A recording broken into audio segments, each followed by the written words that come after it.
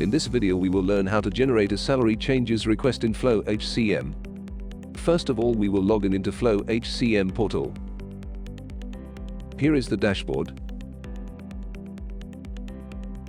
Click on the Payroll module on top navigation bar. So here you can see salary changes request form. Click on the Apply for Salary Change button to add a new request. Next, select an employee whose salary change requisition is to be generated.